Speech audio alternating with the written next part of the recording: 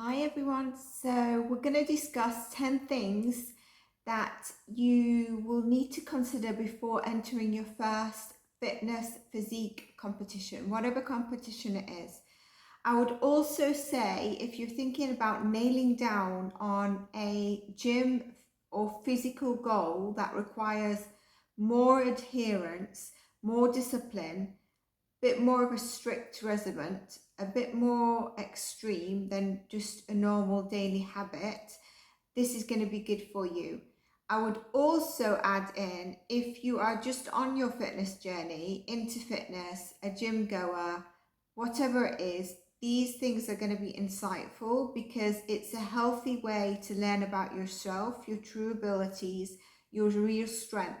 I don't just touch, I'm not talking only about macros and carbs, this amount, that amount. No, I'm crossing the physical as well as the mental. So there's going to be a bit about habits and stuff like that everyone can benefit on in this next video. So tune in and let's get to it. So you would have heard the intro, so I'm not going to do another intro. You would have heard the intro, and hopefully, whether you're looking to compete, whether you're just a gym goer, whether you're like me, you've achieved goals you've wanted to achieve, you tweaked, but now it's about sustaining, but then tweaking the goal to advance in certain areas, but not necessarily going into a competition at this stage, etc. This is for you.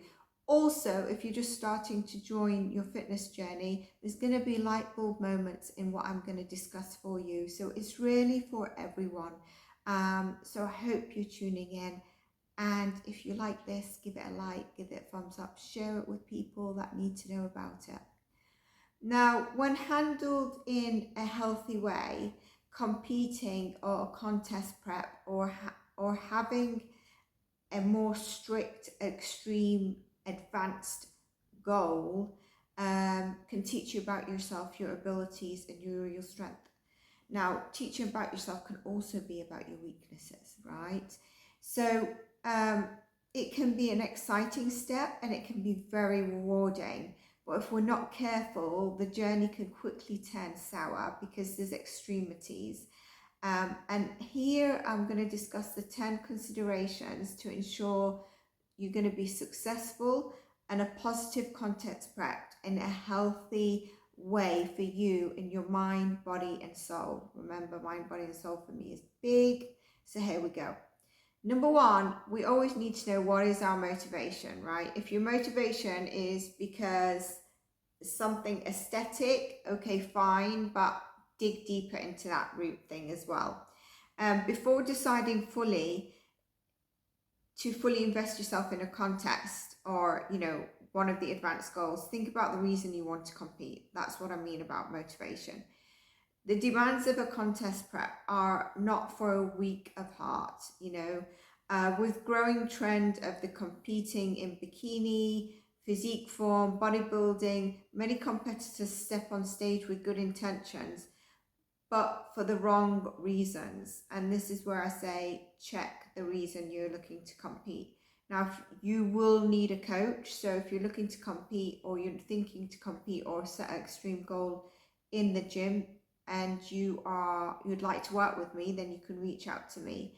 We would go through these so that I can also make sure your goal is aligned with what you want. Sometimes people have goals and they don't really understand or translate into actually what they want. And so we pick a goal that actually translates into what you want, just in case the other one that you're thinking doesn't align.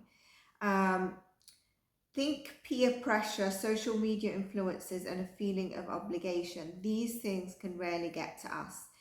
Physique is a subjective sport, and you put a lot more resources in than you ever get back, right? Especially when you're putting so much in and the turnaround is not fast. Results are not necessarily fast. Be motivated to get on stage for the right reasons, for self-improvement, embracing the challenges, pushing your training, advancing in training and your goals. Number two, I'd say, how is your mental and emotional health right now? If you've seen some of my fat loss videos, one of them, I actually say, is it the right time? Are you ready to go into this? Because that's extremely important. So number two in this one is, how is your mental and emotional health? I would say the most difficult aspect of competing or having an advanced or extreme goal is the mental and emotional health. And the majority of competitors consider their physical health before beginning the contest prep. And that's something that's wrong. And that's why I say, where I've had clients that come to me saying they want to do a contest or a prep, I tap into their reason, and I also see what are they actually considering as the main thing. What are they thinking? Is it the look in the mirror and everything else is minused? Then we have to have a real conversation. So the importance of a healthy mind and the right place and the right time is extremely important. Unfortunately, mental and emotional health are often taken for granted by both athletes and coaches. Contest prep can lead to serious repercussions in these areas, and such as a negative relationship with food, a negative relationship with self-image, esteem. It can also lead to eating disorders. If you struggle with extreme emotions or poor self-image already, it's likely these issues will be magnified during the contest prep and not resolved. And that's why I say we rarely tap into what's your goal. Even if you're not thinking of a contest prep, whoever works with me, what is your goal? What is your reason? And I make sure that it's aligned, whether it's life coaching, whether it's fitness, whether it's yoga, whether it's energy healing, whether it's leadership, whatever your goal is, I always try to make sure it's aligned. Number three, which leads on nicely, is what is your ultimate goals? So if you think about not only why you're competing, but also what you want to get out of it, out of the experience, out of the journey. There's an element of actually enjoying the journey as much as you can. And there's going to be days where you hate it, but we need to look at the times and the journey along and try and get enjoyment and being present in it as much as possible. In a subjective sport like bodybuilding, it can be challenging to gracefully accept negative feedback and critiques from a group of judges when you step on stage after you've worked relentlessly for weeks to achieve the best body possible. And during those weeks, some people actually fall ill, some people have injuries, some people have mental and emotional breakdowns, some people have something happening in their personal lives, and you get on a stage and the judges just pluck, and you kind of left there where you've been a warrior battling everything else around you. You kind of left there. So if you imagine yourself in that, I'm kind of speechless because I know how it is. You're left there and you're kind of stripped and plucked, and no one knows what you've gone through. Obviously, the judges know that there are, these things that come up because they've been there, but they can't include that at that stage. There's that element, and embrace your body and be content with the package you are bringing to a stage, knowing you did everything you could to build the best possible physique, whatever your circumstances is. That is the most important, and that's where, if you have a good coach, they keep you in that mind frame, in that emotional mind frame. And also, when you step on stage, you are in a healthy, strong mind frame as well. And that's why it's really important to have a coach who knows how to coach you on your mental, emotional, as well as your physical aspects. Now, number 4 is about balance of priorities. How will you balance priorities while you're doing this? I kind of touched base on some things that can go, or send us AWire. And when you take your first contest prep, it'll be challenging to balance priorities. Depending on your style of dieting training, a contest prep can feel like a full-time job. You're prepping all the time. You're thinking what time to eat this, what time to eat that. On this day, what are we tweaking? The coach has tweaked my macros of carbs on this day. What do I have to do in the morning on this day? What am I doing before my workout, etc.? And it can be difficult if you actually have a full-time job, and if you actually have family, or even if you've got demands of like kids and career responsibilities. So you really need to be in the right place, the right time of your life to do it. Now, sometimes there's no right time of life to do it, but if, for example, you've got family, and that is part of your life, then you need to just acknowledge that. You can't obviously say, I'm not going to do it because I've got a family right now, but just see how are you going to best fit it. A coach, again, will try to help you with that. It might mean that you can achieve the competition in 3 months, depending how strict it is. It might mean that you go, because often the competitions tend to come after each other by 3 months or 2 months. You'll find someone competes in one, and 2 months later they're competing in another. And sometimes that is beneficial because you take the feedback and you move on, but it can be quite draining because you get fixated and it gets stricter and you just want to improve. And sometimes if you don't have the right coach in place, it can actually, you can go to extremities,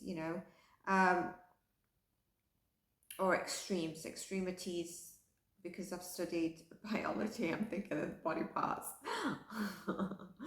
So yeah, how will you balance your priorities that you have in life right now? Like anything in life, when a contest prep is in the spotlight, everything else can temporarily fall by the wayside because it's not your top priority yet. Some things might need to be on that priority list. This can impact your family, your social life, your work and school. Determine what is important to you in the long run so that you can avoid the tunnel vision and when prepping your first show, which often when you are prepping for your first show, you become very tunnel visioned because that's your priority and there's so much you need to focus on for it. Then once you know your priorities and how are you going to balance it all, number 5. So everyone has daily demands outside the contest prep, okay? It's crucial to figure out how you'll be able to balance those demands before you start investing your time and money into a prep, okay? How you'll make your sessions fit around your daily work, your career, school, family demands. When will you prep your meals and find time to eat throughout the day?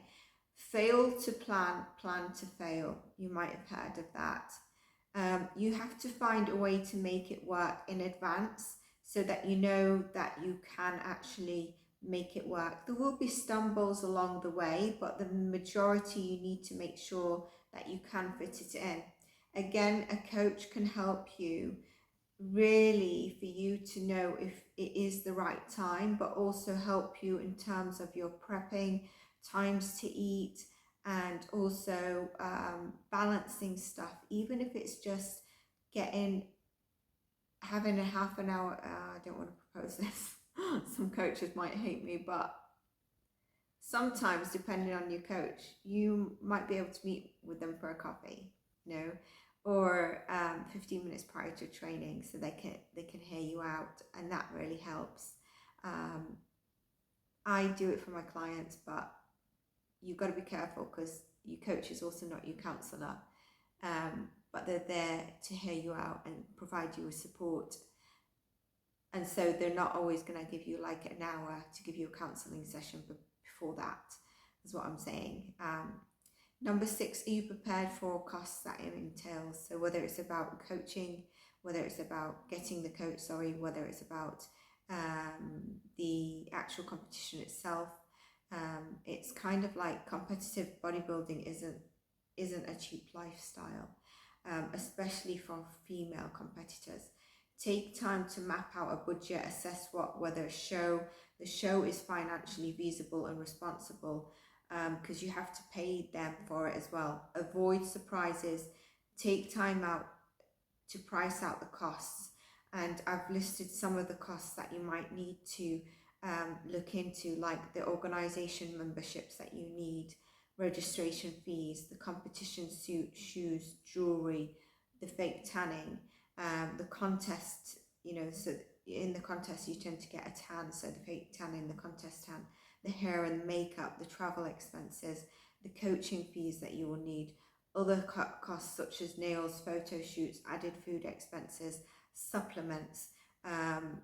Coaching fees can also be, you have a coach for your, at the beginning you have a coach for your diet as well as your fitness, but then you move on to another coach for your diet, but you stay with the coach for the fitness. So you need to look, there's those kind of elements. That part you don't have to worry, your coach will be able to best advise you on it. The costs can add up quickly basically, and if you don't set a budget, can easily go overboard even in just a nuance level. But also it's just kind of, when you think of competition, I'm going to compete, you kind of forget those elements, and so putting those points down for you is just going to really trigger that for you to think about it. Number 7, what are the hidden demands? There's hidden demands behind this. With more or more Instagram fitness models and social media, fit pose, and I don't know what hashtags, it's easy to focus only on the positive aspects of the contest prep and building lifestyle. But social media doesn't paint a true, honest picture for you of the demands and struggles of the contest prep. I do always say and try to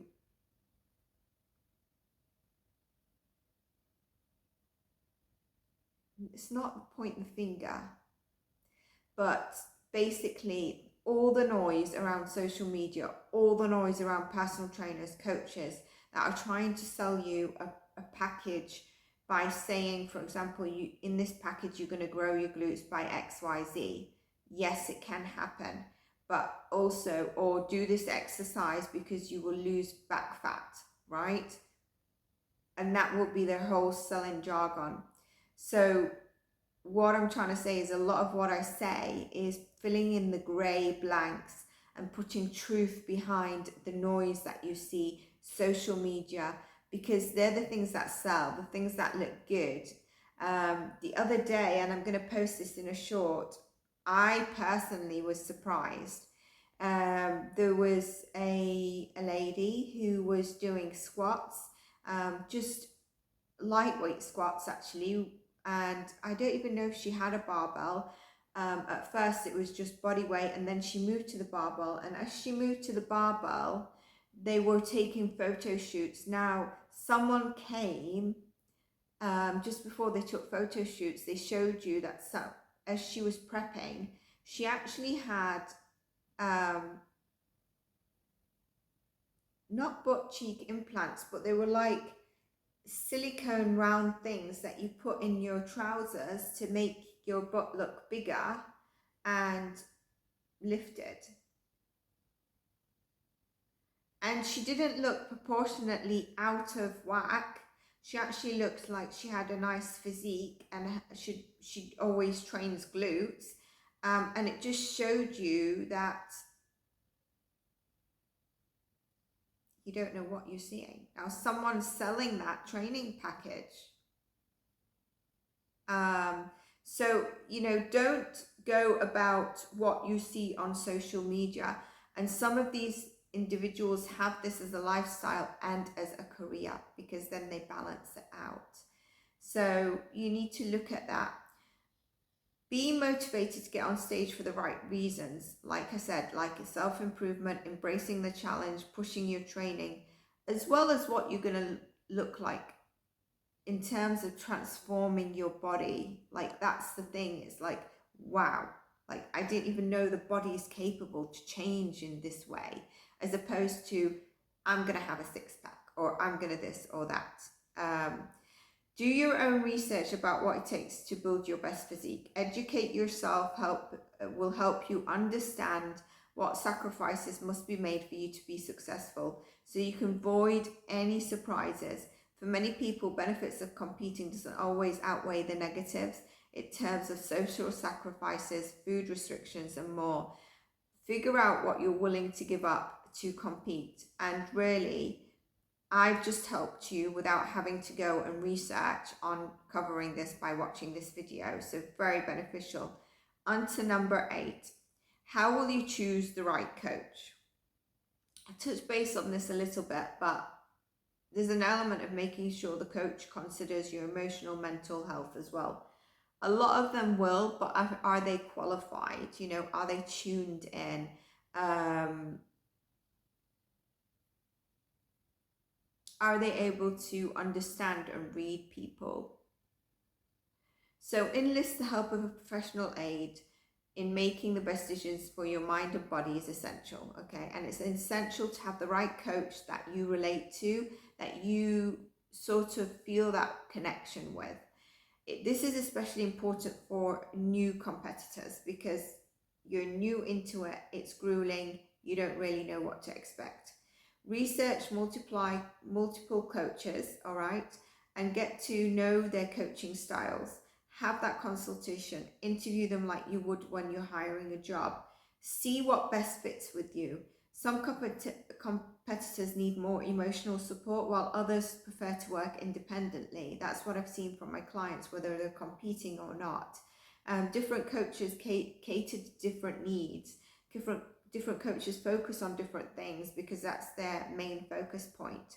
Some coaches are very strict and army-like, and some coaches are a mix, and some coaches are very soft. So it depends what works for you best. You know, if you don't like someone shouting at you and you rebel the opposite way, then that type of coach is not going to work for you. You probably work better with someone who's empathic and knows how to get you going, but in a softer approach.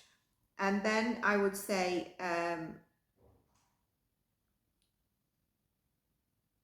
consider their credentials, right?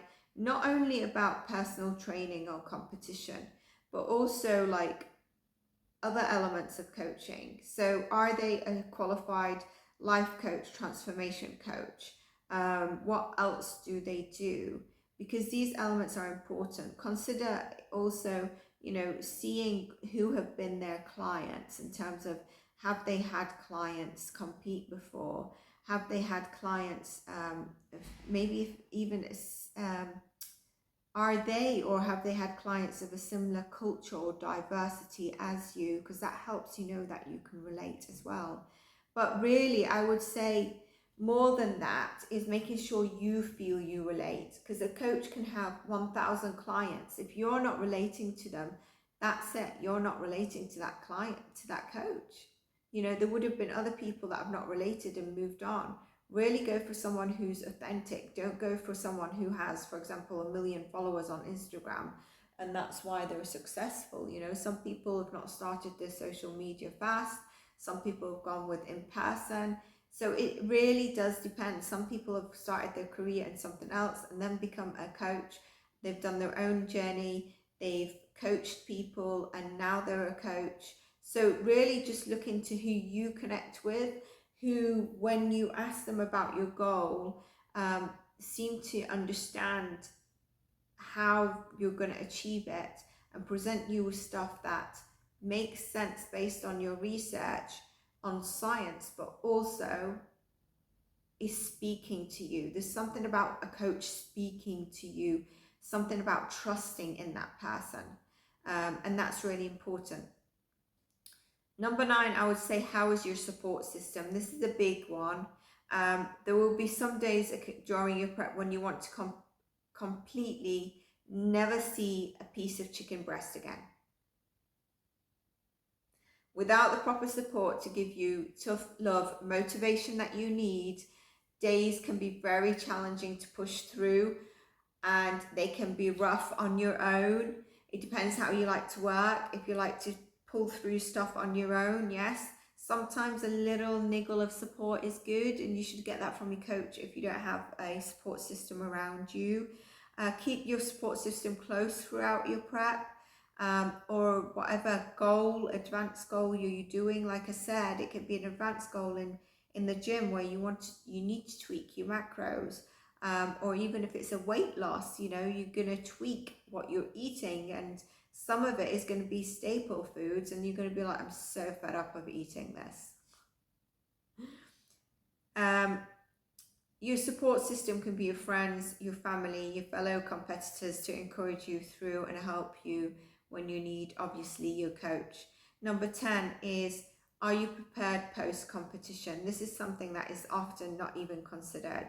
All right, you've heard a million times, one of the most important things to think about before competing is, what is your plan after the competition? Are you just looking to try that competition out? Many competitors experience post-contest rebound and rapid weight gain, or like I said, eating disorder, because you've been through this tightness of a calorie possibly deficit, and so then going back to normal, you are like, oh my god, I'm going to put on weight, even if it's trying to go back to just to go back to where you was, which was maybe healthy, slim already. You're going to be like, I'm eating too much. You get into, you know, you could start getting into eat disorder, and so it's really important that you consider that and have that chat with your coach. Having a post-contest plan will ease you back into the balanced lifestyle without potential emotional and physical turmoil that can occur after the stage, and also mental health turmoil. Your coach should be able to help you with that, and that's why I really do say you need to get a coach. Even if you have a dietitian for your macros, a coach to help you all through the journey on your training, with your food, with emotional and mental support as well. Whatever it is, whatever speaks to you is the one that's going to get you through it. All right, they obviously need to know what they're talking about, okay, to set you the goals. Be honest with yourself. It's really important. Be honest with yourself. Honestly, assess each of these questions and elements that I've just run through, so you understand your decision in terms of competing, setting an advanced extreme fitness goal, even if you're overweight or you're obese looking to lose weight, that would be considered, I believe, advanced or extreme, because you're going from being obese to moderate or healthy weight. It takes discipline, it takes tweaking your lifestyle, it takes tweaking your food, it takes tweaking having hard, rigorous workouts some days. You will be better able to make the smartest, healthiest, and best choice for you and your body to ensure post-contest experience, and also a positive journey of the competition or the goal that you're looking to seek along the way. All right, because if you don't try to find the little smile moments during the journey, it's very difficult to sustain it. When any of these goals are done, or competing is done in a happy, healthy way, the contest prep process or extreme goal will teach you about yourself and your true abilities and your true strength. And there's a transformation in that, physically, mentally, and emotionally. So if you enjoyed this video, if you're competing, I'd love to hear from you. Comment in the description box below. If you've got a more rigid, advanced, extreme, or whatever fitness goal, then comment in the box below. If you're new, thinking to enter the gym or you know, set a fitness goal, these things will help you as well. Just give you sort of inkling moments. Comment in the description box below. I'd love to hear from you. Good luck, and give this a like if you liked it. Subscribe to get notified of all the content. Let me know what type of content you want me to cover, and I will do that in my next video, seeing as I cover mental health, emotional, physical, yoga, healing, and general overall health. I'll see you in our next video, I guess. Take care of yourselves. Bye.